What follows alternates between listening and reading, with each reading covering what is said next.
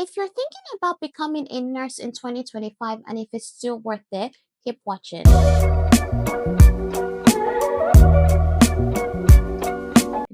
Hey guys, welcome back to my YouTube channel. And if you're new here, welcome. My name is Kofo, and on this channel, we talk about everything lifestyle, being in our 20s, growth, faith, and a little bit of nursing. If you like everything that you're hearing, make sure to subscribe, like, and comment. So let's get into the video. Nurses are highly sought after in healthcare, especially because of the increasing demand of healthcare workers to take care of the increasingly sick population. Despite the staffing shortages, burnout, and sometimes mediocre pay, I would be exploring the pros and cons of this profession, the realities of nursing in 2025, and providing insights into whether this is still the right career for you. So let's talk about the current state of healthcare. Let's start with COVID because I think that's when we really witnessed the state of healthcare around the world and how most of the responsibilities to navigate the state of healthcare at that time fell on nurses.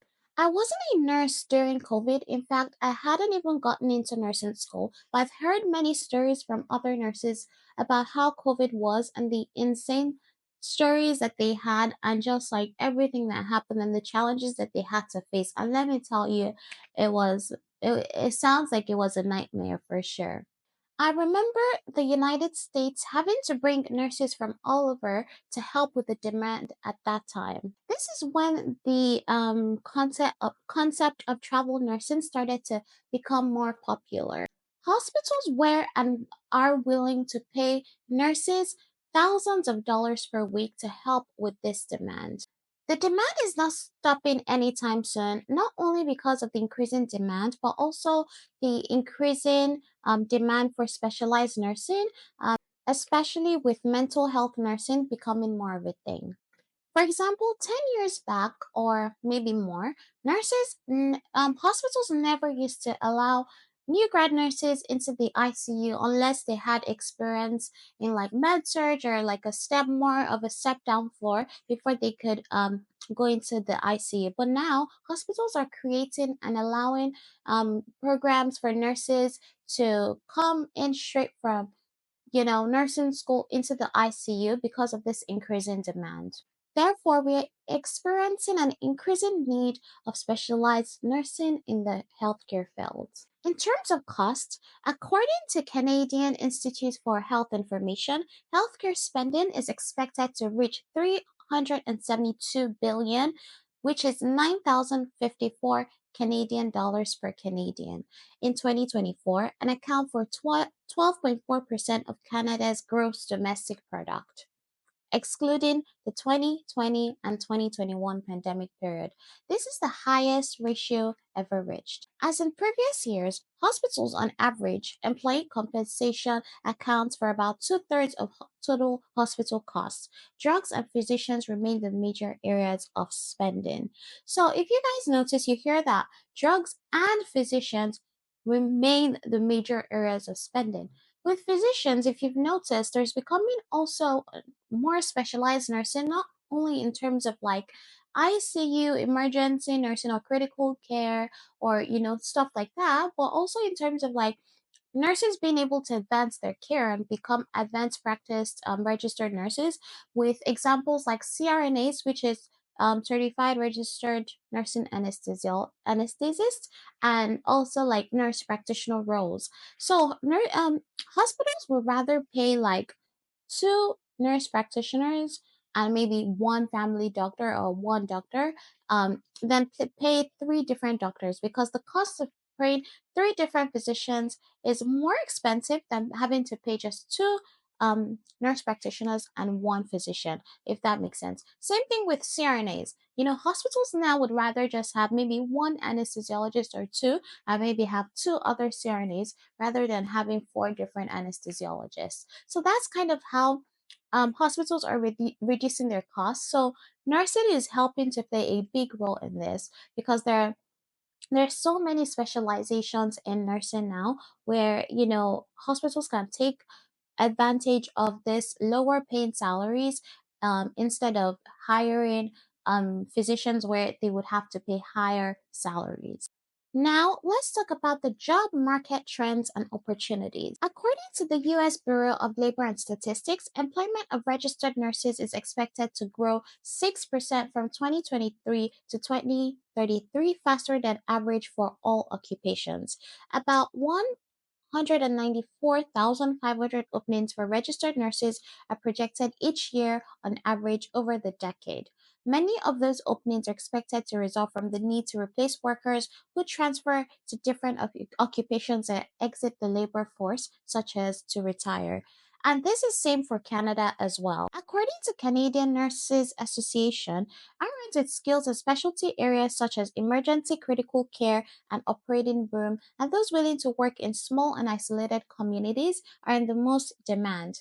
So basically, if you're thinking of which nursing is in demand or which nursing am I most likely to always find a job, the Canadian Nurses Association is basically saying that the nurses in more specialized areas such as critical care, emergency nursing, and like being in the operating room are likely to see an increased demand, and as well as if you're willing to work in small and remote areas, like underserved communities and things like that. So if you're thinking of what nursing specialties you want to go to that would be in more of a higher demand, you can obviously consider in the intensive care unit if that's what you like, because I think that's also important to consider doing specialties that you actually are passionate about and that you genuinely like, emergency medicine or emergency care, and operating room. Technology is becoming an incredibly vital part of nursing, especially with the increasing development of electronic health records and telemedicine in recent years. Being able to chart on a computer and scan meds and pumps has made everything, more streamlined and possibly safer, as well as access to and delivery of healthcare swifter. With telemedicine now, patients and healthcare providers are able to communicate through telehealth avenues, where they're able to talk about like health updates and medications without having to actually see in person. So there's definitely been a huge progression and a huge development in nursing in terms of technology. Of course, some countries and some hospitals are slower than others in terms of the technology development in nursing. Now, let's talk about challenges nurses face today. Nursing is a super demanding job with nurses having so many responsibilities, and of course, the responsibility standing out is the life of a human in your hands.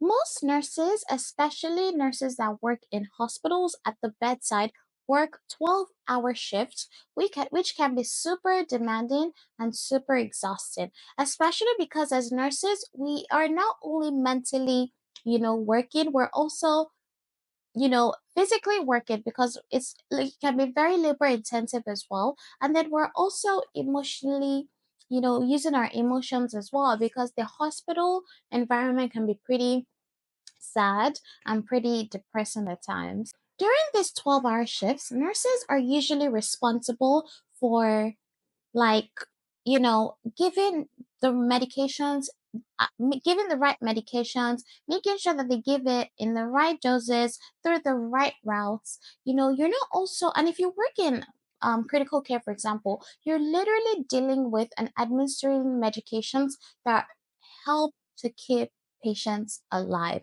And not also that, you're also making sure that you're attending to the physical needs of the patients by constantly turning them so that they don't have pressure injuries, which can have a huge strain on the back.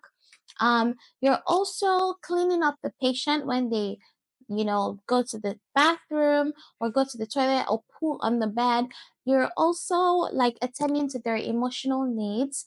You're also attending to their family's emotional needs and the questions that they have. Nursing can be very, very demanding and super exhausting. Those 12-hour shifts literally take the life out of you. And then while doing all of this, you're also being asked to and responsible for making sure to accurately accurately chart everything you've done for the day. Nursing, if care is not taken, can cause physical and emotional burnout. With many nurses complaining of back strains and back pains, chronic pain, declining mental health due to how labor intensive it can get. According to National Center for Biotechnology Information, in 2023, 91.1% of nurses experienced high levels of burnout, and 61% of nurses experienced low levels of satisfaction. You know, and to be honest, guys, even I sometimes struggle with self care and trying to prevent physical and emotional burnout. Because, again, like I said, you are responsible for the patient, for those 12-hour shifts that you're on. Like you really have to make sure that they're receiving the right medications, that you're attending to their physical and emotional needs, and also attending to their family's needs while documenting and making sure that everything you document is accurate. So yeah, it can be very, very tough. So, the advice I can give in terms of self care is to make sure you take advantage of your breaks at work. Is to, and I've spoken about the difference between breaks. In Canada and in the US of A. And make sure to watch that video if you haven't, because I think that would give a lot of context into where you want to practice nursing as well. But yeah, so make sure to take advantage of the breaks when you're off and you're not working. Make sure to try not to think too much or dwell on work and nursing and what you did or what you didn't do. Just try to relax and take your mind off work. Also, try not to pick too many overtime hours, because that can also lead to burnout as well. Yeah, I just try to maybe pick up hobbies, talk to people you love, and just do things that make you happy during your time off. As a nurse and healthcare worker, the field is always evolving, right? Because it's healthcare, and you're required to constantly get certifications or update your certifications, learn, you know, keep up to date with new technology and new ways of doing things so you can deliver quality care to your patients. And that's something I absolutely love about this field, because you're basically a lifelong learner and you're constantly learning. Things are constantly changing, things are constantly evolving. And I think it's very, very wonderful. And it shows that healthcare isn't stagnant for the most part. Of course, there's so much. Avenues for growth and stuff like that, but there is constantly research and just evolving going on. But yeah, so I would say that that's something I genuinely love about working in this field. So now let's talk about the good part, the reward of a nursing career. There is so much fulfillment and purpose in this career because you're literally saving lives, right? You're keeping patients alive. Like I believe nurses are the heart of healthcare, because without nurses, there's only so much. Nurses are literally the ones to execute the orders that providers give, to monitor patients and make that they're not crashing. So it's such a fulfilling and a purpose driven career. And it's quite inspiring because you're also working with other members of the healthcare team. You're working with people that are constantly trying to make sure patients are okay and that they're not crashing. And you're just around so much intelligence and passion, and so much drive. And it's very, very inspiring. It's an inspiring career in and of itself. So yeah, it's exceedingly and just incredibly fulfilling. And if that's what you're looking for, I think that this is some a career to consider for sure. I would also say that nursing is relatively stable. I don't like to say that any job is stable because honestly, anything can happen, right? But I would say nursing is more stable than probably 90% of careers out there, because nurses are in very high demand and that is not slowing down anytime soon. Yeah, you would always have a job, because, and there's also so many like opportunities out there. So you're always, as long as you don't make life ending mistakes and things like that, like it's such a relatively stable career when you would find a job if you really want it. There's also so many opportunities in nursing in terms of what you're passionate about. There is critical care nursing, there's emergency nursing, there is the operating room, there is pediatrics, there is labor and delivery, there's aesthetics, there's IV nursing, there's outpatient nursing. There's so many options out there. And last we've not even gotten to, advanced practice registered nursing roles like such as certified nursing registered anesthetist. Wait, did I pronounce that right? I don't think so. Plus CRNAs and also nurse practitioner roles. So there is just so many options out there and so many ways to choose from. Like you could become an educator, you could do nursing informatics. Like guys, you could also be a clinical research nurse as well. Like if you don't want to work at bedside, you could do. There's so many other options out there. Nursing is also one of those jobs where you could make a pretty decent salary coming out of nursing school. And also nurses have a relatively stable and not consistent, but like decent income. We're not rich by any means, but we're definitely comfortable as nurses. Now, let's talk about making an informed decision. After considering all of this, I would weigh the pros and cons of nursing with your values and goals. So, you don't want to go into any career just because of the money or just because of what you're saying, because there's a lot of tears that you could face, behind the scenes because of things you see and how overwhelming it can get. So, you do not want to just pursue nursing just because of the money or what you're seeing, on social media, for nurses.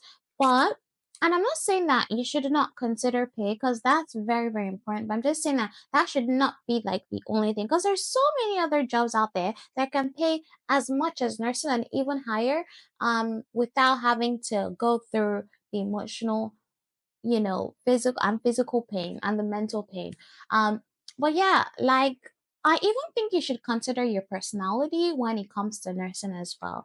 For me, I've always wanted to work in the healthcare field. Like I initially actually wanted to be a doctor, so I knew that regardless of whether I was a nurse or a doctor or a physician or what, so anything like that, I wanted to be in the healthcare field. So I would say that I'm in the right place at this moment. I also want to say that there are also so many resources out there that can help you make an informed decision. If you guys have any nurses that any healthcare workers that work closely with nurses, please make sure to talk to them because I think that they can give great advice on what the field is really like and they can actually give you personal experiences. And instead of hearing stuff from, third person or outside, I think also, if you're trying to make nursing as a second career, it's also extremely possible. I know a lot of people that have made nursing their second career choice, and it's very, very possible. Don't get discouraged. And I know you guys can do it for sure, if especially if